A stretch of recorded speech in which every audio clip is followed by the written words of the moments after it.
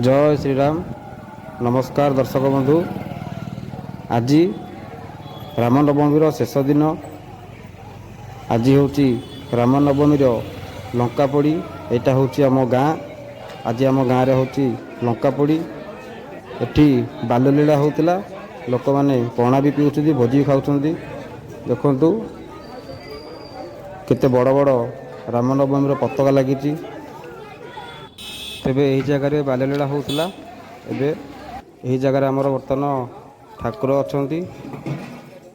तेबे ठाकुरंकर संध्या आरती आरंभ है।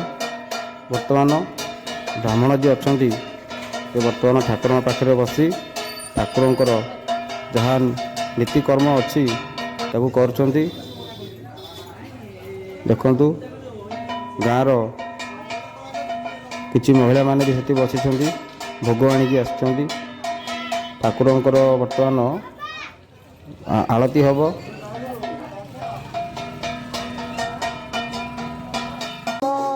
तेज चलतु टे छात उपरू टे नजर पकड़ा केमी देखा। देखु रामनवमी कौ भाव में साजसज्जा होती। बर्तमान ठाकुरंकर पुराण पढ़ा कार्यक्रम आरंभ हो जाइए। देखु गीत बोला चली, बाजा चली, झार्ज खोल समस्त बर्तमान बजाऊँ। गायक अच्छा, बायक अच्छा, पालिया भी अच्छा। देखु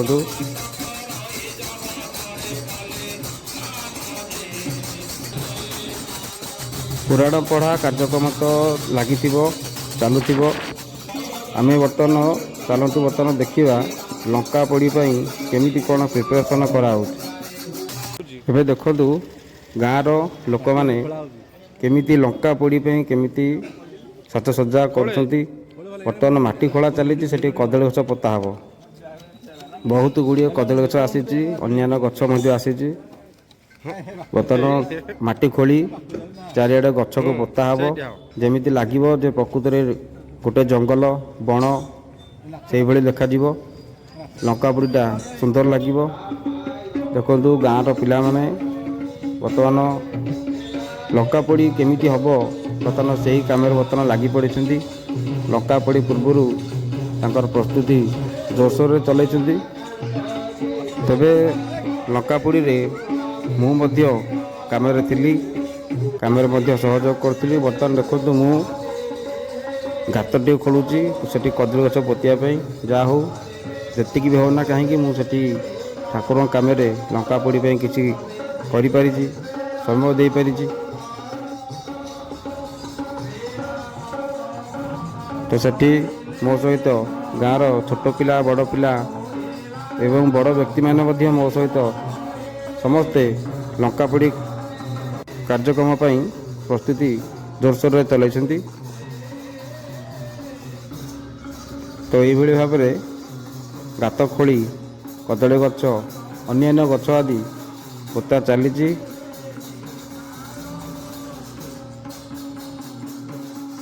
तेबे यही भाव में चारिआडे एमती कदली गछ एवं अन्य गछ सब पोता होती। देखु बर्तमान गछ सब पोती सारा पर आम देखा प्रकृत में गोटे जंगल भली बण परी देखा ना नहीं, जहाँकि लंकापोड़ी को अति सुंदर कराइब। देखो बर्तमान आमर प्राय सब जगार बर्तमान गछ सब पोता ही केमिति लगुच आपण कमेंट माध्यम कहे। बर्तमान लंकापोड़ी गछ पोतिबा प्रस्तुति बर्तमान सरी जाइए। या पर आम देखा फलमूल केमिति सब सजासजी होची आम वीडियो माध्यम देखा।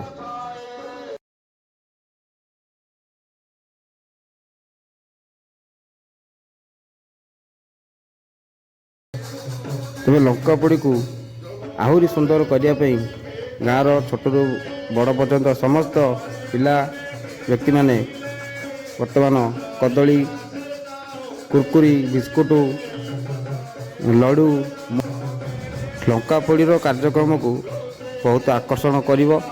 देखो कदली कांदी बर्तमान आसीगला କଦଳୀ ଗଛ ମାନଙ୍କରେ ବନ୍ଧା ହେବ।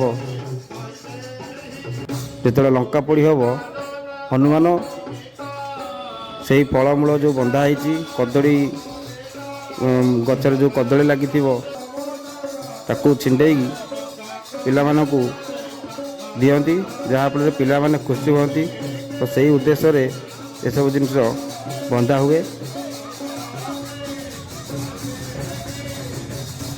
ଗାଁରେ ରାମନବମୀ 9 ଦିନ ସରିଗଲା। ଏଇଟା ହେଉଛି ଶେଷ ଦିନ। ଲଙ୍କା ପୋଡ଼ି ହେଉଛି ମାନେ ଗାଁରେ ଛୋଟ ପିଲାମାନଠୁ ଆରମ୍ଭ କରି ବଡ଼ ପର୍ଯ୍ୟନ୍ତ ସମସ୍ତଙ୍କ ମନରେ ଖୁସିର କଥା କହିଲେ ନ ସରେ। ସମସ୍ତେ ବହୁତ ଖୁସି ଅଛନ୍ତି ଏବଂ ସମସ୍ତେ କାମରେ ସହଯୋଗ କରୁଛନ୍ତି କେମିତି ଲଙ୍କା ପୋଡ଼ିଟା ଗୋଟେ ଭଲ ଭାବରେ ହେବ।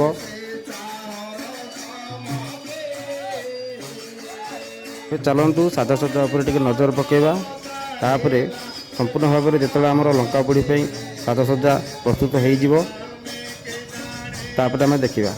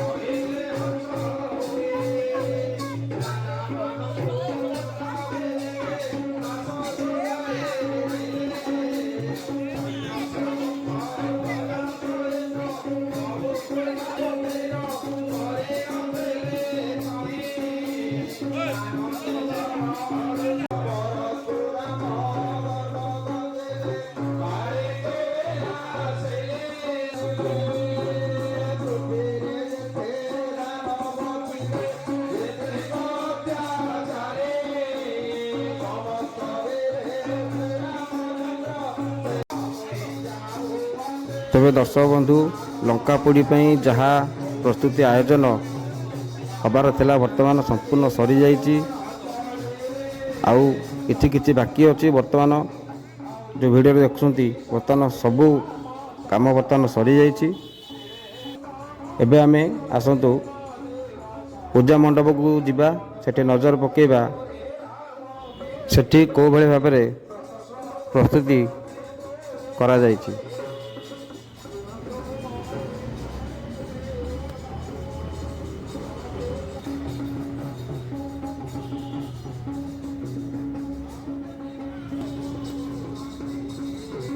ତେବେ ଦର୍ଶକ ବନ୍ଧୁ, ବର୍ତ୍ତମାନ ପୂଜା ମଣ୍ଡପରେ ମଧ୍ୟ ଫଳମୂଳ, ବିସ୍କୁଟ, କୁରକୁରି ଛୋଟ ପିଲାମାନଙ୍କର ଖୁସି ପାଇଁ ଏସବୁ ଜିନିଷ କରାଯାଇଛି, ବନ୍ଧା ହେଇଛି। ବର୍ତ୍ତମାନ ଦେଖନ୍ତୁ ମଣ୍ଡପର ମଧ୍ୟ ବନ୍ଧା ହେଇଛି। ବର୍ତ୍ତମାନ ପୁରାଣ ପଢ଼ା କାର୍ଯ୍ୟକ୍ରମ ଚାଲିଛି। ଆଉ କିଛି ସମୟ ପରେ ହନୁମାନ ଢିଆଁ ହେବ, ଲଙ୍କା ପୋଡ଼ି ହେବ, ଯାହା ଆପଣ ଏହାର ଦ୍ୱିତୀୟ ଭାଗରେ ଆପଣ ଦେଖିପାରିବେ। ତେବେ ଭିଡ଼ିଓଟିକୁ ମୁଁ ଏତିକିରେ ରଖୁଛି, କାହିଁକିନା ଭିଡ଼ିଓଟି ବହୁତ ଲମ୍ବା ହେଇଯିବ। ସେଥିପାଇଁ ମୁଁ ଭିଡ଼ିଓଟି ଏତିକିରେ ରଖୁଛି। ଜୟ ଶ୍ରୀରାମ।